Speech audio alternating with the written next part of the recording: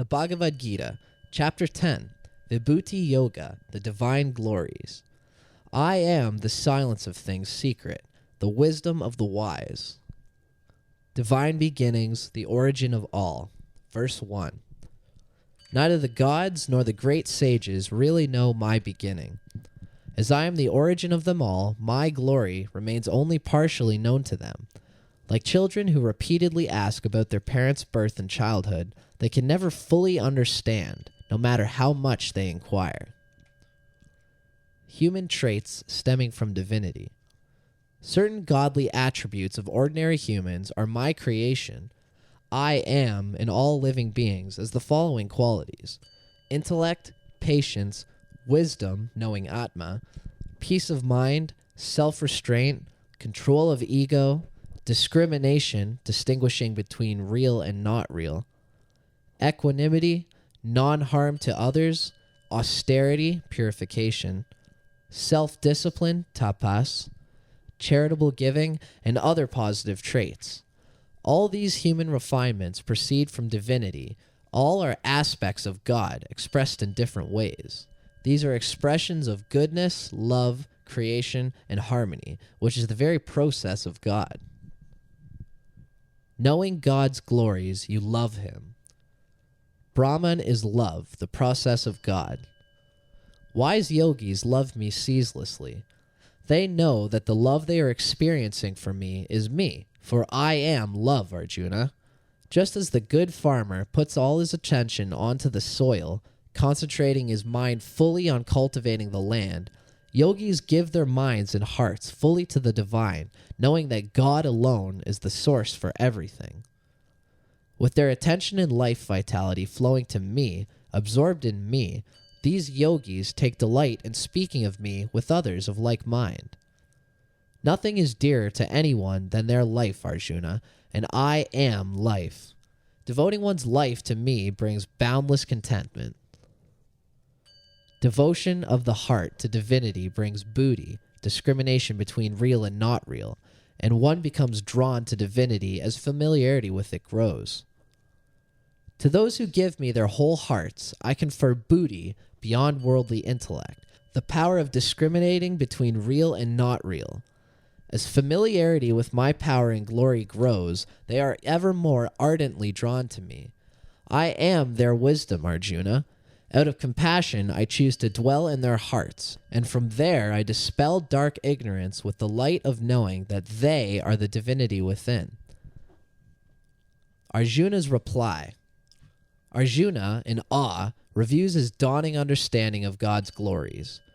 Dearest Krishna, in your manifested, visible form, you are the entire universe. In your unmanifested, invisible form, you exist as the Godhead, pure consciousness. You are the underlying essence in all things, the origin and dwelling place of everything visible and invisible in this universe. You are all of nature, and yet you are beyond that, everlasting. You are everywhere, and everything is the omnipresent. Those who have used special intuitive powers to understand and reach you extol this. Krishna, please tell me more about your divine glories. Tell me how I can develop constant awareness of you. Very well, O warrior friend. Absorption in the attributes of the divine is as good as absorption in divinity itself. The divine glories. Of all the bodies of water, I am the ocean, into which all the rest merge. Among the rishis, seers, I am Bhrigu, ever in the highest plane of superconsciousness. Of sacrifices, I am the most potent, japa, repetition of the name of the divine. Of all utterances, I am Aum, the most sacred of sound symbols. And of fixed stationary things, I am the Himalayas. Of the trees, I am the holy fig tree, Ashvata, the pipul tree, which represents the upside-down tree of life with its above in spirit and its branches below in the earth, a very sublime symbol. Among those highest perfected souls, siddhas, I am Kapila, the best of the best. Of weapons, I am God's thunderbolt, who descends on wickedness. Of cows, I am Kamadinu, the celestial milk cow of cheerfulness and willing mind with the power to satisfy all requirements of life. Among instincts, I am the procreative urge.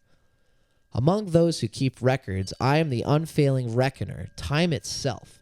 Of animals, I am the lion. Of birds, I am the Lord's eagle, Garuda. As I am time itself, I am without beginning or end. I mete out the karma of all beings, and thus am called the disperser whose face is turned everywhere.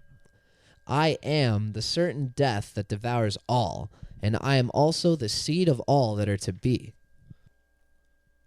The source of all creation, holding it all by a small fraction of its supreme glory. O Arjuna, beloved comrade, I am the source of everything in creation, the origin of all beings, all lives. In fact, I am whatever can be thought, imagined, or conceived. Nothing in this world, animate or inanimate, can exist without me.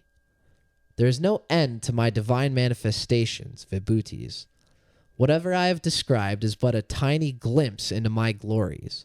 Whatever is beautiful, mighty, or glorious in this world has emanated from just a part of my infinite power.